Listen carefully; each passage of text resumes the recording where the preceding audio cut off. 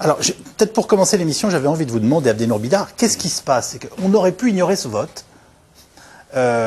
Et en fait, on se rend compte que c'est parti, mais alors à une vitesse incroyable, quoi, du type déflagration.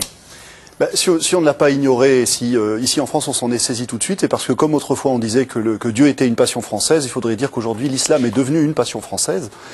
C'est-à-dire qu'à chaque fois que surgit dans l'actualité quelque chose qui a trait à l'islam, même si en elle-même la question peut paraître anecdotique, c'est-à-dire qu'à un moment donné ça va être le voile, à un autre moment donné ça va être ceci ou cela, là en l'occurrence ce sont les minarets, eh bien en réalité cette question, malgré son caractère apparemment anecdotique, soulève tout un ensemble de questions qui sont des questions de société, qui nous renvoient à la fois à notre rapport à l'islam, mais également à notre rapport à nous-mêmes, et en l'occurrence à une grande question de ce rapport à nous-mêmes actuellement.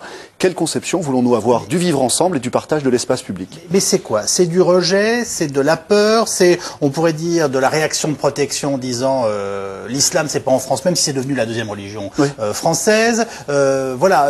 Est-ce qu'on réagit à des symboles? Est-ce qu'on est, c'est une continuation du débat sur l'identité nationale? Alors, il y a à la fois continuation et dans une certaine mesure rupture. C'est-à-dire que la peur de l'islam, la peur suscitée par l'islam, ça c'est quelque chose qui, d'une certaine façon, fait aujourd'hui partie du paysage. J'en profite pour dire que cette peur n'est évidemment pas partagée par tout le monde et heureusement. Bon, la rupture en revanche, c'est que cette fois-ci, cette peur s'est convertie en une décision politique, c'est-à-dire qu'elle a donné matière à une loi qui interdit les minarets. C'est-à-dire que ce qui me paraît vraiment grave dans cette situation, c'est qu'on a affaire à un sentiment subjectif qui va recevoir, de la part d'un État, de la part d'un pays, une confirmation officielle et qui va avoir par là un statut objectif. C'est-à-dire que c'est comme si, d'une certaine façon, on avait officialisé la peur. Et là, il me semble qu'il y a quelque chose, un pas qui est franchi, qui n'est pas un service que l'on rend aux bonnes volontés de part et d'autre. Alors, ça ne se passe pas en France, et en même temps, c'est parti aux quatre coins de l'Europe. Comment vous percevez ça? Et Mahmoud, et j'allais vous dire, et évidemment, sans aucune assimilation, mais est-ce qu'on n'est pas rentré, j'allais dire, dans l'éternel débat sur musulmans, islamistes, extrémistes, terroristes, parce que tout simplement, on vit avec l'idée consciente et inconsciente du 11 septembre, c'est-à-dire d'un terrorisme qui fait peur et d'un terrorisme qui est islamiste. Alors, il y a effectivement cette peur irrationnelle qui remonte depuis très longtemps. On est dans le domaine de l'habitus, pour reprendre un terme de Bourdieu, cette image un peu médiéviste de l'islam. Mais par contre, on fait peur aux gens. C'est-à-dire que l'islam, il est instrumentalisé pour faire peur aux gens. Il y a le syndrome du 11 septembre, parce que je suis persuadé qu'une grande partie des Suisses qui ont voté pour l'interdiction des minarets ne sont pas de l'extrême droite. Donc l'extrême droite, par contre, elle est à 57%, c'est évident. Oui. Donc, mais l'extrême droite a exploité cette image négative renvoyée par les médias de la violence politique en mode musulman pour exploiter cette image négative et faire peur aux gens. Mais par contre, ce qui m'étonne, c'est que les républicains, les humanistes, on a laissé faire. Pendant plusieurs mois, on a laissé des affiches xénophobes, islamophobes pendant plusieurs mois. Et les gens ne sont pas intervenus. Rappelez-vous de cette image raciste et islamophobe des drapeaux suisses percés de minarets sous forme de missiles. Oui. Et le même phénomène se passe aussi en France. Moi, je viens de Bordeaux, où l'extrême droite, le bloc identitaire, a diffusé l'appel à la prière à 6 h du matin dans le quartier où on va construire la grande mosquée de Bordeaux, pour faire peur aux gens. Donc, et les gens ils réagissent comment? Parce que moi j'allais vous dire, le problème, c'est pas que des extrémistes, quels qu'ils soient et de n'importe quel bord, utilisent des peurs, ils l'ont toujours fait. C'est est-ce qu'il n'y a pas aujourd'hui un sentiment diffus, même si vous le jugez excessif, de crainte de l'islam à cause du climat dans lequel on le vit? Oui, et voilà. Alors, parce que le problème, c'est pas les extrémistes, c'est le reste de la population, puisque la question c'est comment on vit ensemble. Il y a un climat de peur de l'islam lié au syndrome du 11 septembre, mais il y a surtout une crise économique. Moi, ce qui m'étonne, et là vraiment je suis inquiet et je souffre au fond de moi-même, c'est qu'il y a une crise économique. Durkheim disait au lendemain de l'affaire Dreyfus que quand une société souffre, elle cherche toujours un bouc émissaire pour exprimer sa souffrance et sa déception. Hier, c'était les Juifs, aujourd'hui, c'est les musulmans. Donc l'islam et les musulmans sont en train de cristalliser des problèmes économiques exploités par l'extrême droite. Et comme je l'ai toujours dit, il y a une démission des intellectuels et des hommes politiques.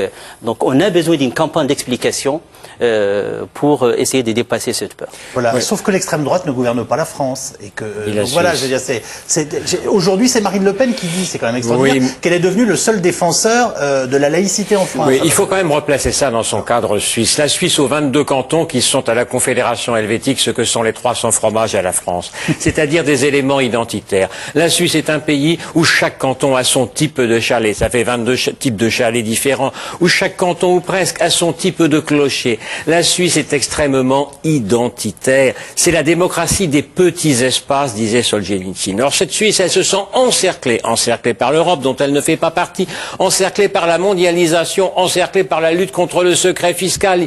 Donc même les coffres-forts ne sont plus en sécurité. Alors il faut effectivement trouver un bouc émissaire. Et ce bouc émissaire, il est l'islam. Pourquoi?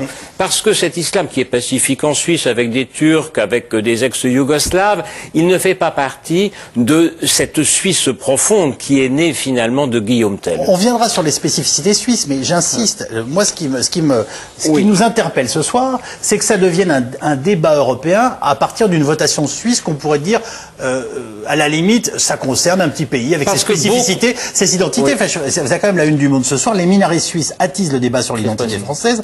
Dans de nombreux pays, le résultat de la votation helvète ravive la polémique sur la place de l'islam en Europe. Et vous vous rendez compte après que dans toute l'Europe, ça débat. Parce que la Suisse est un pays hyper démocratique et il y a aussi des débats en France. Est-ce qu'il faut faire des référendums sur ce type de problème? Et il y a des pays comme la Hollande, comme le Danemark et pourquoi pas comme la France, qui se disent après tout, si les Suisses sont si démocrates que ça, peut-être que nous, les Français, les Hollandais et les Danois, on aurait répondu la même chose à la question. En n'oubliant pas que le taux d'abstention était extraordinairement faible pour une votation en Suisse et que, effectivement, personne ne s'attendait à une réponse, je dirais, populiste qui va contre le gouvernement suisse lui-même. Éric Raoult, que pense l'ancien ministre de l'intégration de ce qui se passe, à la fois de la votation suisse et de la façon dont ça irradie immédiatement les débats dans toute l'Europe et en France? D'abord, comme au Don-Valais, c'est en Suisse. Yves Calvi, il n'y a pas le feu au lac. Et donc, en fonction de ça, il faut bien se souvenir qu'il y avait déjà eu des référendums sur l'Europe, sur l'accès des réfugiés.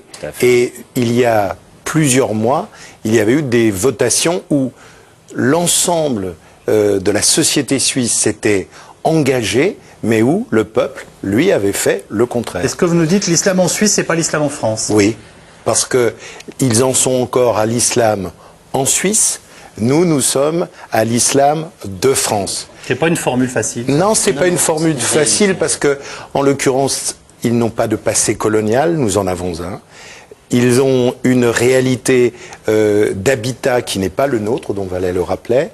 Et puis, troisième élément, il y a aussi, quand il y a quelques semaines, on nous a proposé de faire une votation sur la Poste et qu'on a critiqué le gouvernement en disant « mais vous n'appliquez pas la réforme constitutionnelle », on voit que lorsque on donne la parole, on peut parfois l'accaparer et parfois la dériver. Donc la deuxième réponse, sans être trop long, je crois que notre situation, elle est totalement différente.